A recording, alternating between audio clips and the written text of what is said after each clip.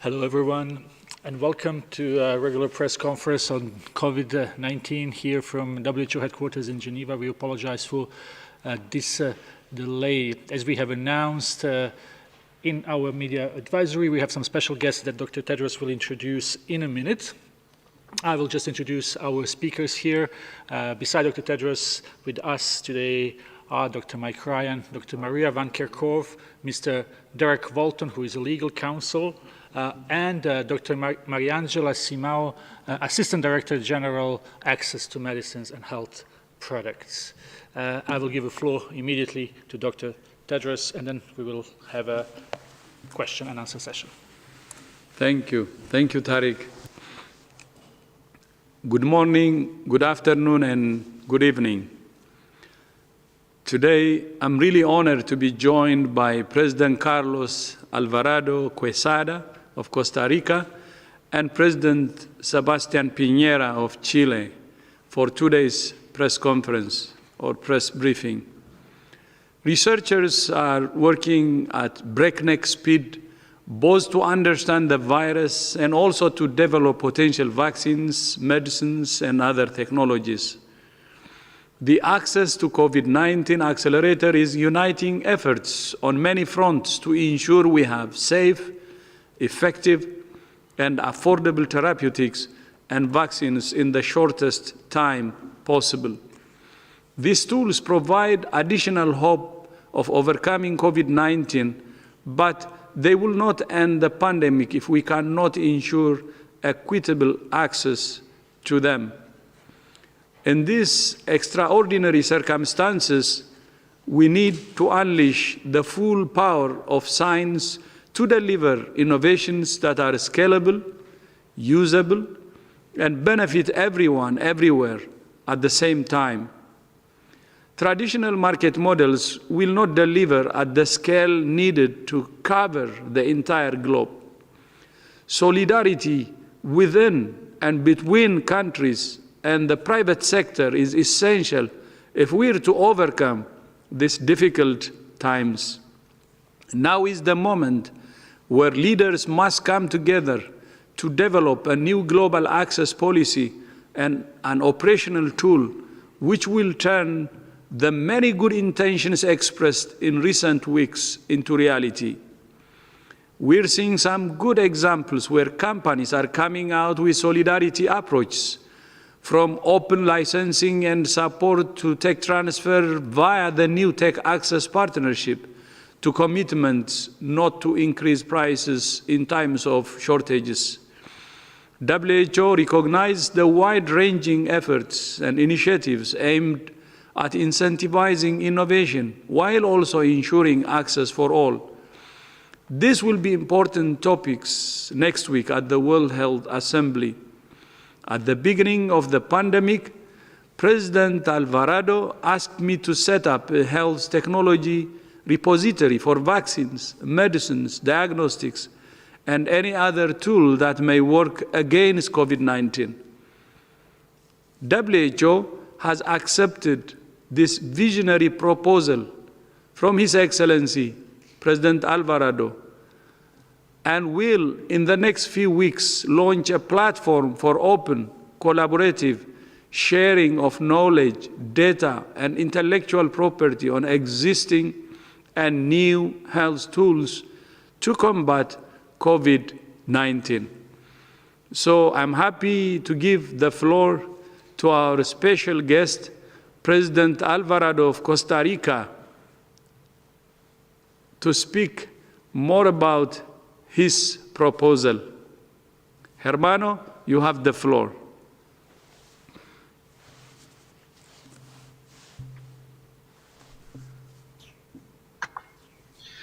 Thank you very much, Dr. Tedros, mi hermano, my brother. Thank you very much. I would also like to thank President Piñera from Chile that's joining us, and also President Moreno of Ecuador, who was the first one to support this initiative we launched months ago. What's the initiative about? I want to deep dive a little bit on it. we want to create, and we propose to create a global pool, a repository of intellectual property. And this is with data, with knowledge, technologies, designs regarding COVID-19.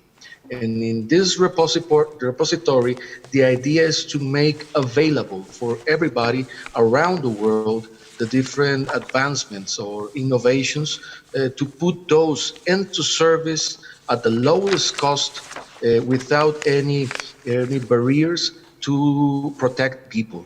That's the idea behind this. We are also calling for this to be a repository created on a voluntary basis, because now we need solidarity, and that's what this is all about.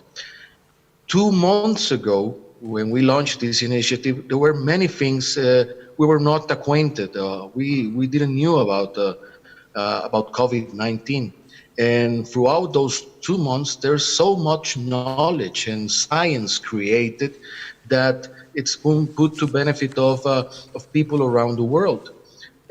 For one case, yesterday I was in one university in Costa Rica in which they took some open source designs for medical devices, and actually they improved those to, with the knowledge locally developed on the treatment on COVID-19, they improved those. And now that university is putting the improved designs also available around the world. Those are the kind of things that we can do now based on solidarity and understanding that this pandemic attacks the same a rich country than a poor country, than a mid-income country, regardless, or even in citizens, regardless whether you have the resources or not, it attacks people all around the world in the same way. So the basic idea is a call for solidarity and a call to action for creating this repository, a global pool for rights on data, knowledge, technologies to make more affordable and accessible the new techniques, new technologies, new vaccines, new treatments, so we can, as one around the world, defeat COVID-19. And the call is for member states or WHO. The call is also for the academia around the world. It's also for the private sector and companies, for research institutions, and for cooperation agencies all around the world on a voluntary basis. We want to see those innovations and technologies as global public goods to protect humanity against this threat. So it's a call for solidarity. As you mentioned, Dr. Tedros, this is going to be a part of the discussion in the WHO conference next week, and we will be launching this call to action on May 29th of this month. May 29th, we'll be looking for the official launch. We're still open in this initiative to receive the support of more countries, and that's why we're so thankful for the leadership of President Piñera supporting this joint effort, which I appreciate a lot. And going back to this is only together, only with multilateralism, only with that kind of leadership, we can defeat coronavirus. Not closing in nationalisms, not being selfish. It's the time for the contrary. It's the time for solidarity. It's the time to work together. Actually, it's an opportunity for humanity to show the best of what we are made of. And I think it's a great opportunity for humanity to show our brotherhood as a whole.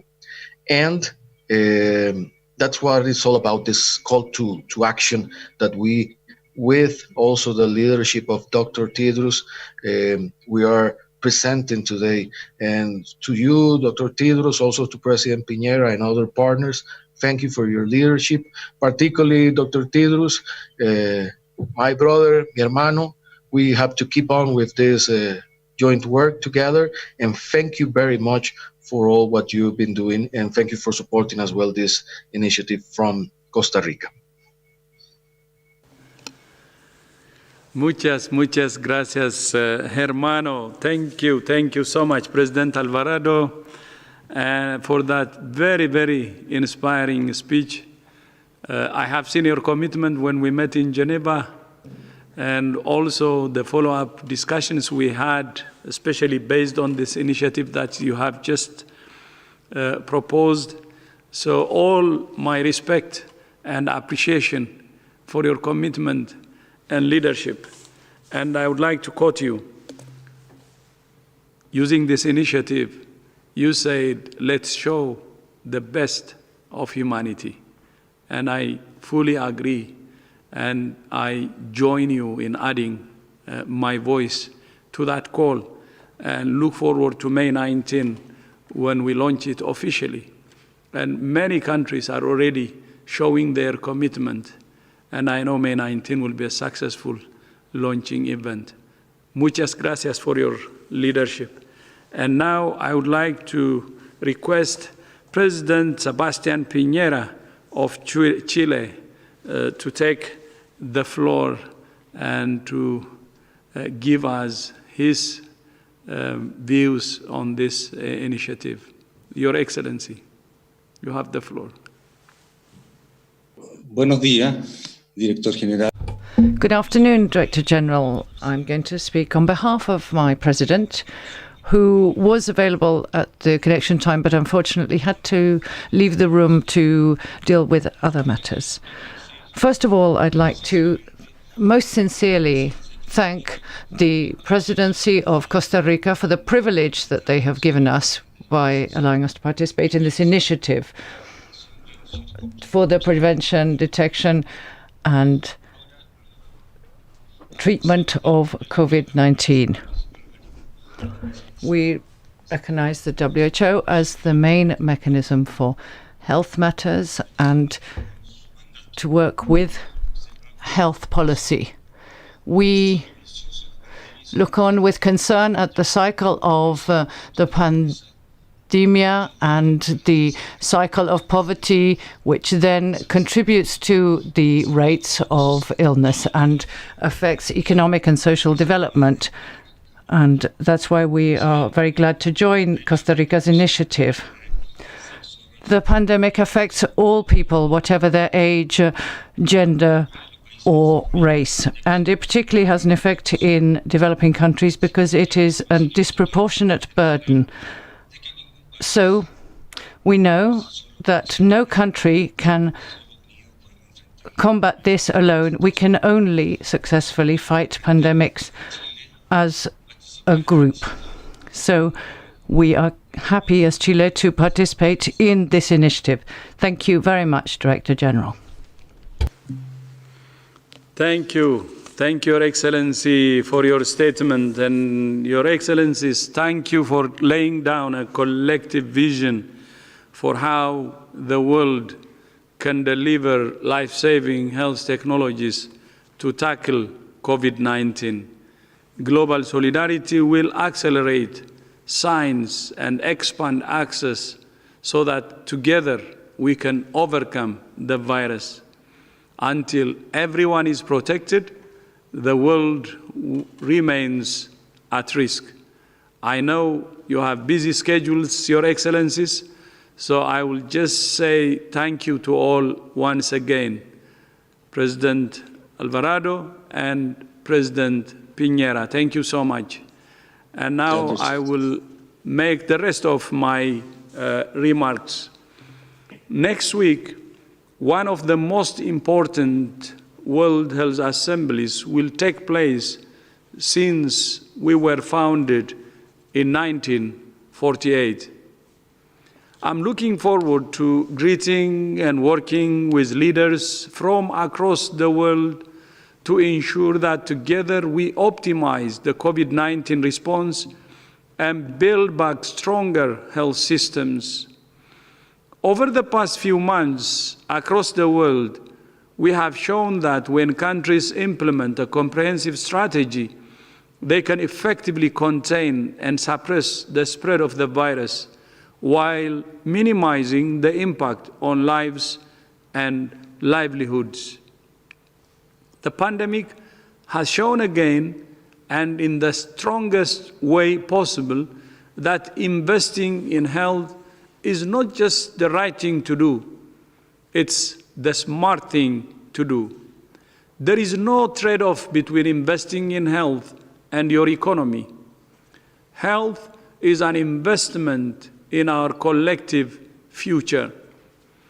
Funding quality health for all doesn't just save lives. It means children are healthy and can go to school, people can go to work to earn a living, and societies and economies are both stronger and more sustainable. Yesterday, WHO released a policy brief on gender and COVID-19, which encourages countries to incorporate a gender focus into their responses. It includes 6 key asks for governments. First, when recording cases, collect both age and sex disaggregated data. Second, prevent and respond effectively to issues of domestic violence, which have been exacerbated by the pandemic. Third, encourage availability and access to sexual and reproductive health services. Fourth, protect and support all health workers, approximately 70% of whom are women. Fifth, ensure equitable access to testing and treatment for COVID-19. And finally, sixth, ensure responses are both inclusive and non-discriminatory.